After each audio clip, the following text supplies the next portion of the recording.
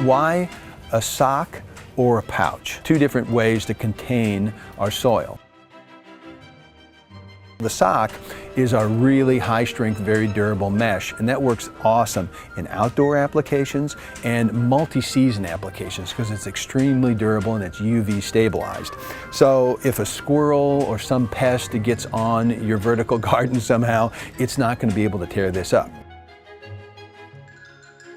Now the pouch, on the other hand, that is a paper wrapped soil media, and it's sealed on the ends, just like the sock is, but it's smaller, it's lighter weight, it's easier to handle. So let's say you have a Varden wall in your kitchen.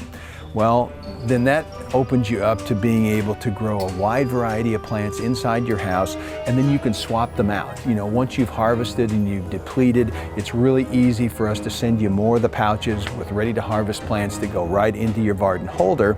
And again, it's simple, it's light, it's accurate, it's contained, it works really well with the system, and more importantly, it's clean.